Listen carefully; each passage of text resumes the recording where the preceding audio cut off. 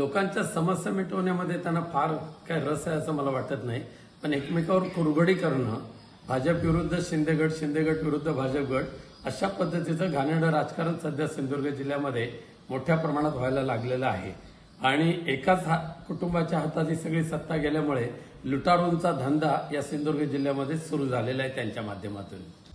योगेश कदम हे शिंदे गटाचेच मंत्री आहेत, ते महायुतीचे होऊ शकत नाही आणि भाजपवाले त्यांना मान्यच करत नाही आणि त्यामुळे या जिल्ह्यासहित संपूर्ण महाराष्ट्र सध्या या टवाळखोरांच्या हातात गेलेला आहे, दलालांच्या हातात गेलेला आहे आणि महाराष्ट्र लुटारूंच्या हातात गेल्यामुळे महाराष्ट्र भिकेकंगाल व्हायला लागलेला आहे। त्यामुळे योगेश कदम आले काय, नितेश राणे आले काय, इथे सुद्धा नितेश राणे पालकमंत्री आहेत, त्यांनी तो आढावा घेतला पाहिजे। मग योगेश कदमना काय यावं लागतं? मग नितेश राणे सक्षम कार्यक्षम नाही तसा त्याचा अर्थ होतो। नितेश राणेंचं फेल्युअरनेस इथे त्यामुळे योगेश कदमांच्या दौऱ्याने सिद्ध झालेलं आहे। शिवसेना खरी शिवसेना आमचीच आहे, ती गद्दार गटाला शिवसेना म्हणून घेण्याचा अधिकारच नाही, परंतु त्यांना सुद्धा भारतीय जनता पक्षाने जी आताची रणनीती पाहिली ते त्या सगळ्या स्थानिक स्वराज्य संस्थांच्या निवडणुकीमध्ये भाजप एक हाती लढेल आणि शिंदे गटाला वाटण्याची अक्षता लावतील।